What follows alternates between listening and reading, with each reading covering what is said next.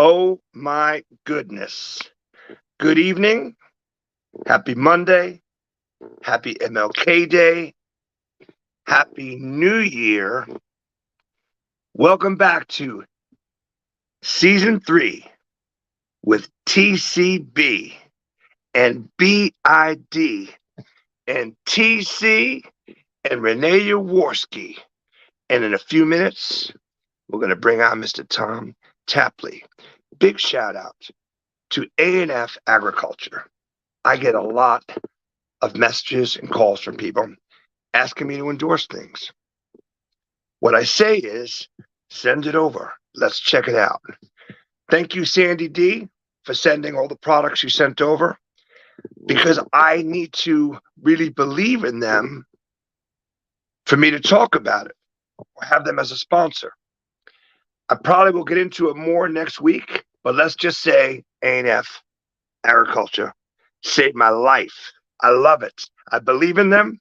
So thank you. We are so excited to have you on board with Burn It Down and CCTV as a sponsor. As always, a shout out to our brother, Kelly Hester and Death Pickles. So much love. We are so excited to be back. Season 3, Burn It Down. This is our season. This is our year. Much love, Renée Yaworsky. I hope you guys loved our new intro for Burn It Down, featuring my good friend Steve Jackson on vocals.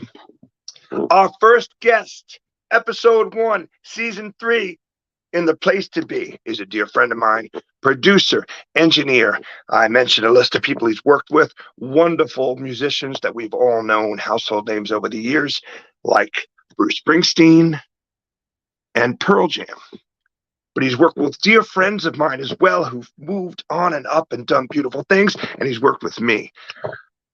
But like I say in the show all the time, and I'm so lucky to have such talented friends. I'm so fortunate. The best thing I call him is that he's a friend of mine. He's a mate. He's a compadre. He's a peer. Let's bring him on and let's burn it down. Everybody, Mr. Sigga, Tom Tapley.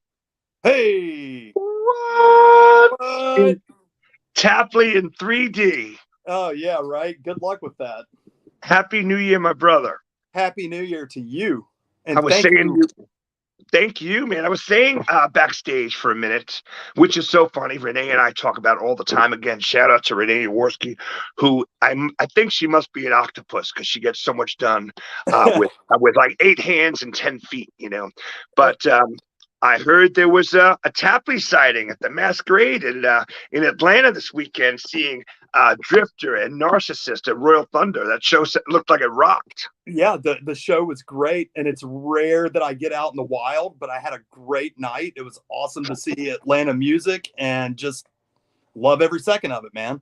And a big crowd and people going nuts and just people doing what they used to love before all of this madness, which is like such an organic feel. Like they're laughing, they're dancing, they're raising their glasses in the air, their fists, and just screaming happiness, and just like the best thing ever. Yeah, and they wanted to be there, man. Everybody is doing things now with purpose. It's like, okay, I could go see this show tonight, I can go see this show, or I could go do this, but no, I want to go do this. And it's with purpose, man.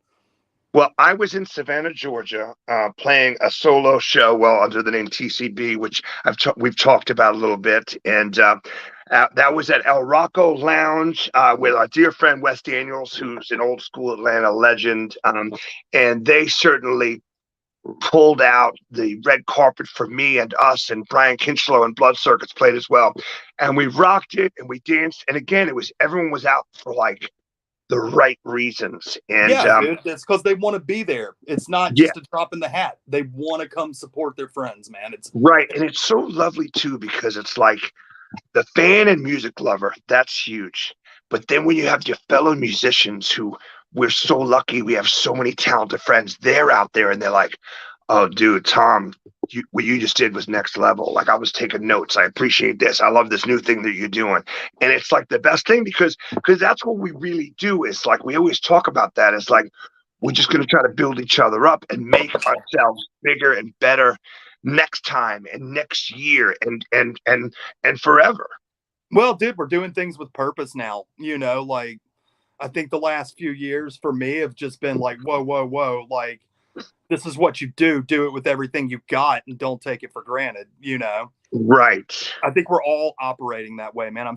I'm seeing it in Atlanta with every band that comes in, or if I go see a band, everybody means business, and like business in a good way, like Right. let's change some things tonight. That's exactly it, because I'm feeling the same. And we're going to get into your new studio. There's a lot to accomplish. We may go a few minutes over because it's so easy to talk to you and we have so much fun. And unfortunately, we don't see each other enough. No. Luckily, we've seen each other a few times, and that's the best. But I remember I was actually, whenever I have a guest, I try to take notes and mental notes throughout the day. And I was thinking about it. I was like, well, our dear friend and your business partner, Bill Keller, called me. He goes, I heard you're looking for a car. Next thing you know, I'm at your house, and that's how we became friends. And that's going on, I don't know, 15 years ago. It Golly, flies so easily quick. 15. Yeah, and then we go from there to certainly sharing so many friends and musicians and business partners and just mates, to being in the studio. And I'm doing a vocal in your studio, and there's nothing like it. It really is. It's the best thing ever, because we're doing what we love, and again, encouraging each other. I remember doing a vocal with you a couple of years ago, and you basically were like, yeah, this sounds great, but go outside for 5 minutes, take five and come back and scratch everything in your brain what you are doing. And I know that'll be the take. And Yep. I appreciated that so much. And it was like, it's like when I'm in the studio working on something, my TCB stuff during the day, like television stuff, and I can't wrap my brain around something. And it's 11 a.m. and I go, I'm not hungry, but I'm forcing myself to take lunch right now, even if it's just to go to the cafeteria and get a coffee or a Coke or a water, but to remove myself from the job I'm working on. And I Yeah. come back 20 minutes later and I knock out what took me 2 hours that I was messing up in 5 minutes. Well, so, sometimes listening to each other is not using your ears. You know what I mean, man? Right, totally. Totally. Yeah. It's like you need that fresh, new perspective, and that can be used in anything in life. Music, you know, renovating a house, fixing a relationship. Oh yeah, dude. you know. It's unlimited. So you are in West End Sound right now, in the West End, the historic West End district of Atlanta. I've Yep. done some recording there. I mentioned earlier some people you've worked with, and we'll get into that. But some of even guests that I've had on my show, I had Christian Lombach on from the band Whores, and I know he did a couple of songs at your studio and loved it. And Yep. then I had Adam McIntyre from the Pinx on, and I love that you guys work together. And then to find out that you guys go way, way, way back. Oh, dude, we go all the way back to Alabama, like teenagers, man. Yes. I'm not going to tell you how long ago that was, but that's a long time. Shout out Adam. That's amazing. And I love that record. I love what you guys did. Oh, we had so much fun. It really is so funny. And we were talking about this other thing backstage about, the music community, certainly the television and film community, and even, just, communities in general. They really are small, and that's why it pays to be nice to people. It's nice to be nice. Choose awesome. Be good, because you wind up knowing so many people. Because I was playing a show in Alabama, and I'm hanging out with Lyra Stevens, who's become one of my favorite humans, and I find out that you know her as well. So Dude, shout out Lyra. I think I knew Lyra when I was probably 12 years old, man. Yeah. That's and amazing. She's out there rocking bass. I mean, she's always been amazingly creative. Beautiful, whether it was beautiful photographs. Yeah. She's just awesome, man. I love beautiful her. Inside and out. What a creative artist. She paints cats. I mean, she rocks bass. She looks great with pink hair, and she's got this tremendous heart. So shout out to Lyra as well. Hey, Lyra, big shout out, dude. Man, that's so good. So, and also congratulations for your Grammy nom. You guys got a Grammy nomination for Hushed and Grim. Yeah. My dear brother, man, might as well just go out and say it. Happy birthday to B. Hines. I got a chance to see him last night. As I got back from Savannah, I got to spend a little time with him and his wife. And he's looking wonderful, and I'm so proud of him. And he's just killing it in life, like all those dudes are. So Mastodon got a nomination for the last album, Hushed and Grim, that was recorded at West End Sound. That's Yeah, huge. dude, it's huge. I mean, the studio, I don't even know when we opened the studio, but like pretty quickly, I think that happened. I know we haven't been here 5 years, but it's like, it's a cool place, man. It's so wonderful. We are going to get into that as well. I was going to say 4 years, but the real cool thing is like anything in life, it takes this which makes sense for things to happen like organically and to unfold. And not see when things happen super fast, they kind of scare me. Yeah. So, right. so yes. So the first couple of years, yeah, you had some good clients and stuff, but now it sounds like you're about to be super slammed, which is great. And certainly having a Grammy nom out of your studio is going to help you certainly get more clients and interesting clients. Well, I hope it does. I hope it does. I've become friends with Vinny Rahim and Brian over at Numerica. Well, I've known Brian forever, and I love all of and Darren Sanders is my brother. Like they're all my brothers, but Darren's my little brother who we've definitely worked on some positive campaigns together, and it's so beautiful. But like Right. The work that Vinny Rahim did and everything, doing the documentary of making Hushed and Grim is so beautiful because you see you guys in there. And again, I love going back to this word organic, but it's like you seeing things unfold. It's heavy, heavy, heavy content about the loss of their manager. A lot of it. Yeah. It's also about other losses, loves that are lost, things that just don't go the way we want in our life, and you see these things unfold, and you're seeing it happen in real time as well as you're writing, or as Darren and Troy's mom is coming in to do like a solo on an instrument, which is amazing, on a French horn, and then so nuts. But then you also see what happens with real humans, and artists are very much real humans. That there's times that are sad, but then there's times people are disco dancing and doing push-ups and making each other laugh because, well, shit, I mean, Charlie Chaplin said a day without laughter is a day wasted. Laughter is for sure is a medicine. Music is a medicine, and laughter is a medicine. Yeah, agreed. I mean, and that album it's so deep on so many different levels, man. I haven't I love you, Brian Bankovich, and I love you, Video Raheem, but I have not seen the documentary yet. No worries. I've probably watched it 3 times, so I've watched it for you, and I know you will. I will say this: you look skinny and beautiful in it. I don't know if I was skinny or beautiful, but I'll take the compliment.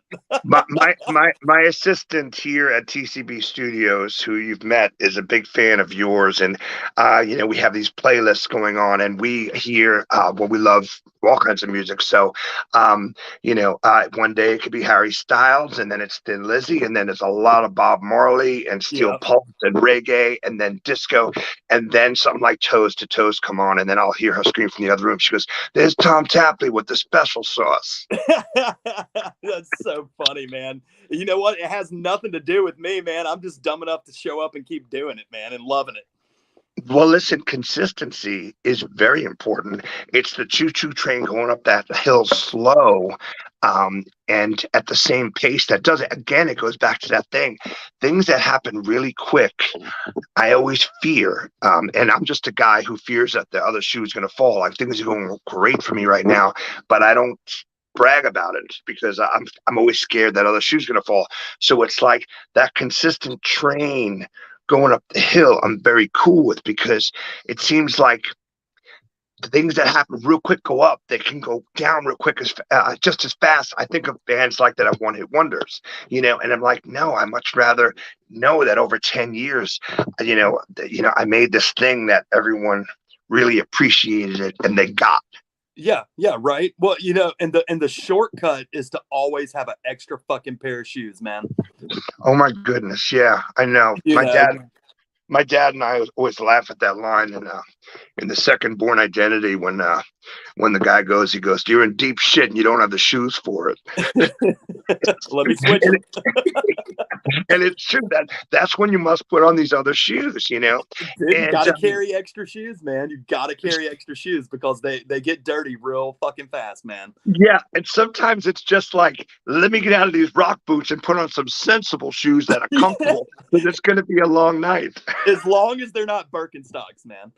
Oh, never. So that's, man, you and I know we share the same name. I bought a 1972 blue Mercedes 230E off you that I loved until I realized that I thought I was cool and hip and that I couldn't afford to do repairs on it. Yeah, but I had a blast in it and looked very cool, like a hip, almost middle-aged man for a minute, you know. Well, But it was like, I've still got your keychain for that, dude. I still have one. I still have one of the hubcaps. I want to turn it into a clock, you know, in the blue, beautiful Mercedes hubcap.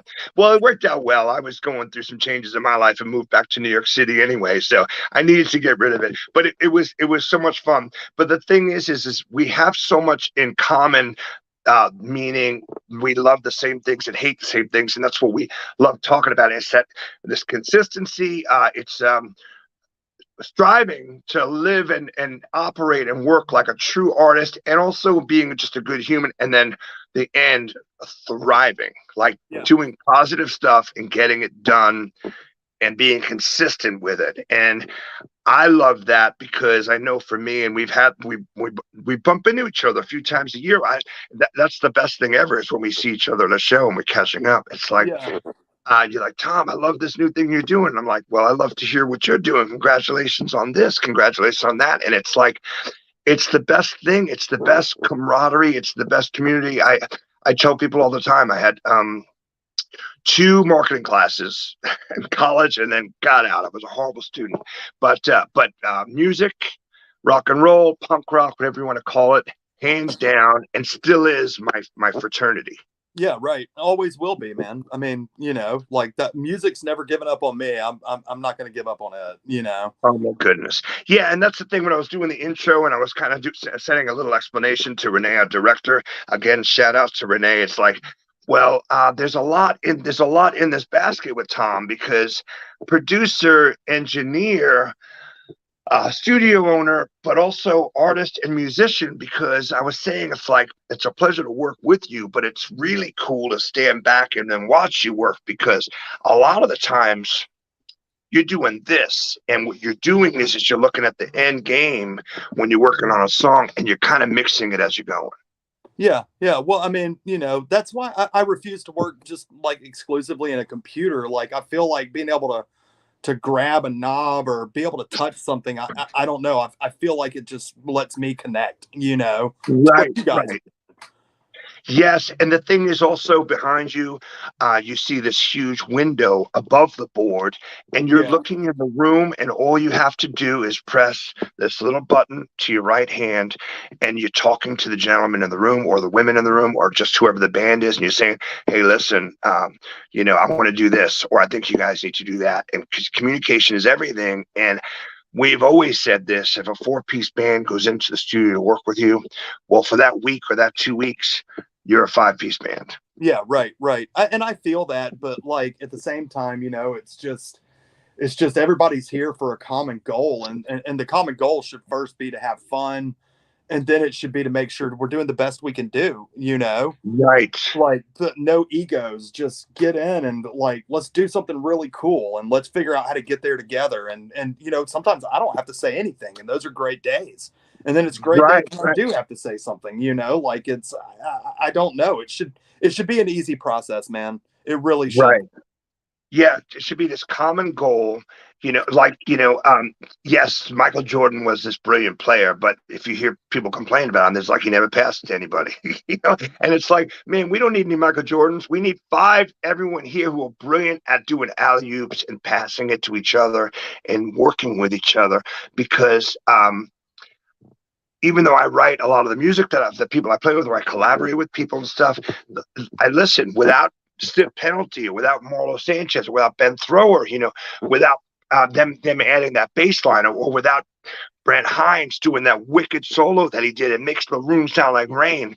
All it is just this one thing, and that's nothing. You need everyone being team players. Yeah, dude, it's a team sport. I don't care what anybody says. As soon as you invite someone into your band or in the room to do something creative, it's a team sport, man. And like you do not always have the best ideas, Right, like that right. that bass line is going to change your vocal melody or whatever. Or wait a second, you're leaving something on the floor not by just hitting this simple note. Like there's just so many different things, man.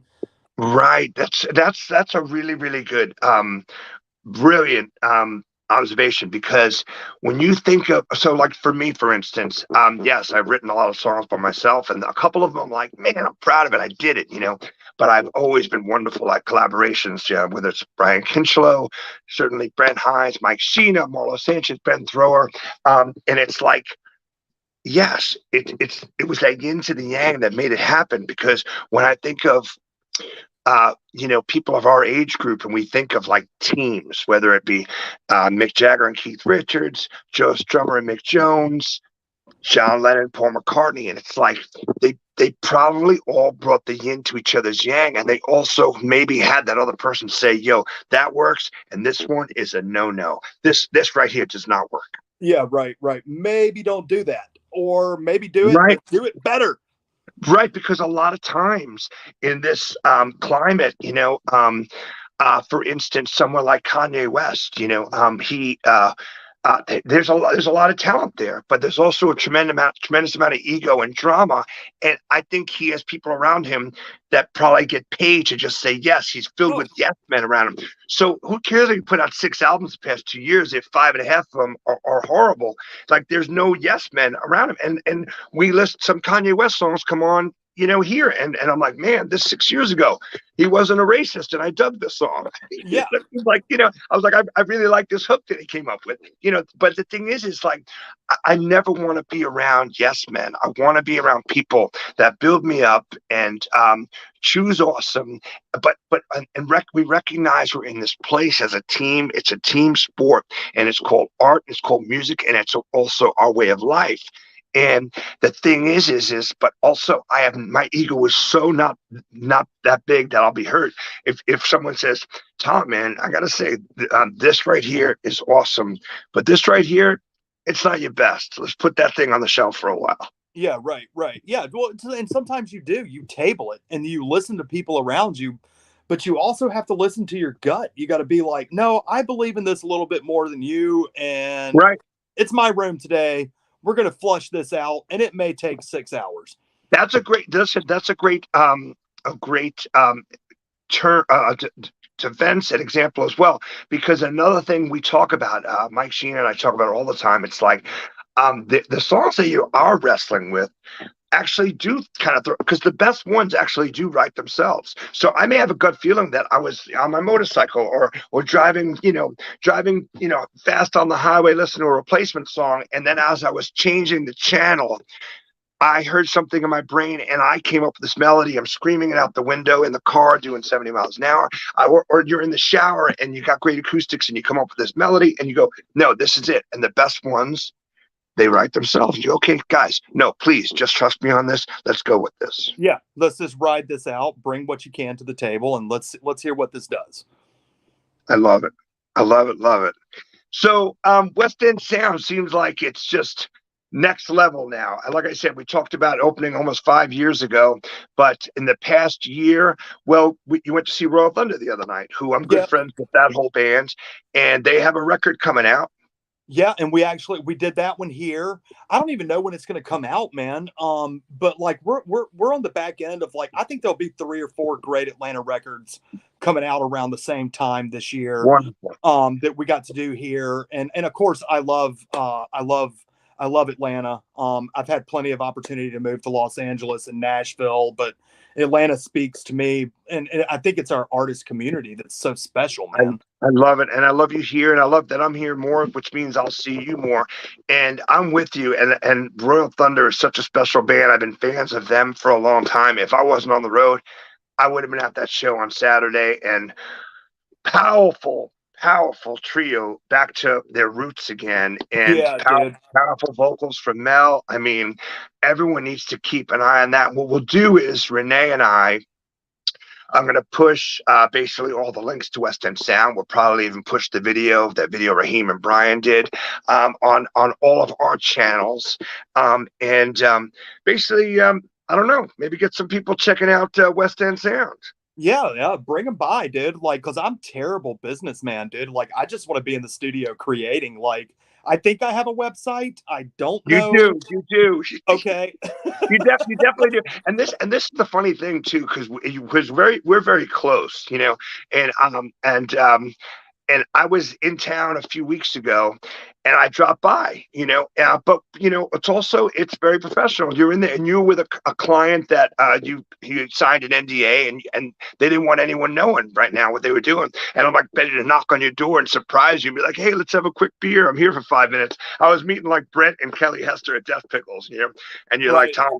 And you're like texting me, you're like, "Tom, sorry, brother, it's a closed session. You can't come in." I was like, "I understand completely. I'm so sorry," you know. Well, So it's that whole thing, dude. Like, I learned very early on, like when I was emptying trash cans at the studio, the guy that owned the studio came to me and he's like, "Dude, this is a delivery room. You're not going to invite somebody in while your wife's right. having a baby. You know, Yeah, like no, you have to read." yeah, it's church as well, and so magic is being made, and we don't need a lot of interruptions. But that being said, you want to bring. I brought Amber Taylor by to see your studio not too long Right. ago. But I call you and I say, "Hey, Friday 2 p.m. Are you busy? Can I bring someone by?" You're absolutely right, because it's a very respectful place, and I mean, and that's actually how you started. But I mentioned that earlier. You're working, and you basically were taking out the garbage, and then you were learning the ropes to do what you do now. Yeah, yeah. Like you fight for it, like, well, it's like anything you love in your life, you fight for it, and you do whatever you have to. But like, look, for me, and I would extend the same courtesy to you, to anybody that comes into this room, like, yo, dude, don't let anybody in. I can't have it right now. And just don't let anybody in. And it's like, well, I'm going to respect that 100 gazillion percent. You know, Without a doubt, without a you're doubt. looking for a tiny moment that you only may get in 30 seconds, man. Yeah, you're trying to capture this magic, and if someone comes in and they're trying to, and they're excited and they're talking, which there shouldn't be any talking, it really could be like, wait a minute, that piece of magic we may not capture again. And right now We've just screwed up, maybe, we just lost it. We just lost it. Shit. Did you have any experiences like that? I was thinking about when you worked with Brendan O'Brien, or I mean, I've always heard the nicest things about Eddie Vedder and Pearl Jam, and certainly Bruce Springsteen. I've met Max before, and he was super nice. But Right. like, I mean, any good stories to tell about those guys? I mean, they just all seem like so pro, and even Pearl Jam, when they started, they were so humble about it, like that they were just nice to deal with. I think my biggest takeaway from those guys, and what people don't understand, is how hard they work. Yeah, Um, like, for instance, Bruce would walk in the front door of the studio and yell like, "I'm here." That meant shut the fuck up, yeah, get to your post, and hit record, because he's coming in swinging and we're let's getting to do it. work. And it Yeah, wasn't, like, of course it was fun. Like, we had a blast. All of it was awesome. But like, these guys that find this super success, like the bands you mentioned have, it's not it's not on a whim. It's what they've been training for. Like, right. those moments where they walk into the temple that could be a studio, or whatever you want to call it, is not being taken for granted. Of course, there's No, goofing off. There's goofing off, like, beyond what you would believe. But there's 8 hours out of the day where it's just go. You right. know. And there's a difference between having fun. Well, first, certainly you doing something you love, and laughing, or even once in a while joking around. But I mean, you going in and you're like, no, we have this goal, and we want to be the most important thing doing this thing right now, and killing it, and tackling it, and embracing it. And that requires everyone bringing 100% to the table. Well, yeah, and a true artist is never serving themselves, man. They're serving what their end goal is. And I don't Right. want to. I don't want to dumbify it by saying a product, because it's not a product. It's, you know, it's like when art leads commerce, but like when they're serving their canvas, no matter what Yeah, the canvas yeah. is. It could be a bathroom, it could be a pool table, it could be whatever, you know. Well, listen, yeah, I mean, it's, people make chandeliers, and people paint on canvas. It's everything, but it requires that dedication, and it requires you working with people, saying again, that sports analogy. It's teamwork, and in order for me to execute, I need all seven of you to say you're behind me completely. Yeah, dude, and that goes all the way down to the guy making the coffee. Like, people don't Yeah, understand that, dude. That's why I don't keep interns here. Yeah, it's impossible to find a good intern, man. yeah. Like, hey, dude, you don't understand that that pot of coffee you're making right now may be the difference in today. Like, I know that sounds stupid, but like that's what it is, man. You know? Oh, I know. B. Kinch. Shout out to my brother B. Kinch. He said when he first started working back in the day on Cheshire Bridge Road, he goes, Tom, for 2 years, I rolled joints and made coffee. He goes, but Yeah, my name's in small letters on some pretty big records. yeah, dude. And you know, like, and that's important, man. Like, that's, you know, that's not why we do it, but you know, everybody always says, hey, Tom, what's the favorite part of your job? And I was like, I'm always just, oh, that it's not a job. Right, because I'm You doing know, this myself. Well, also, I mean, I'm a huge fan of. I love troubleshooting. I have my own business, and some days, even today, I worked today. It should have been a holiday, and I was very frustrated a couple of times. But then I'm like, no, let me step back again, and it feels awesome. It's like the guy who builds a house, and he just started. He put down the concrete, and there's the slab, but. He at the end of one day, he looks up, he goes, yo, we got two walls up. yeah, Like, yeah, right. that was Well, pretty dude, awesome. I worked today too. You know, Yeah, like I came in here and yeah, did things and finished some shit up. But like I technically, like usually I'm dead until about end of February, top of March, like yeah. traditionally. But like I hit the ground running the day after Christmas and I haven't stopped. And you know what, I man? love it. I love it. I love it. I love it. Bring it. I love Let's it. go. So yeah, so you're pretty busy until the spring, but Yeah. people, please reach out to me or reach out to Tom if you want to go look at West End Sound. We can work that out. Myself and Renee are going to share links. You guys have no idea. Tom and I really could. I could have my assistant make me a drink, and we could really go real deep and talk for hours. But I just want to say I'm super excited that you were my first guest of season 3. Thank you so much, Tom Tapley. Thank you for the work we've done together, but most of all, thank you for your friendship. And Hey, thank you, man, and thank you for like the times we've been able to work together. Thanks for sharing with me, man. Like that's like, yeah, I can't stress. That's like the highest honor someone like me can get. So thank you. oh my goodness, we're so lucky. And this goes out to everyone. Thank you, everyone, for watching. We're all in this together in any kind of weather. This is our year, and this is our season. Let's burn it down. Cheers, everyone. Burn it down. Woo!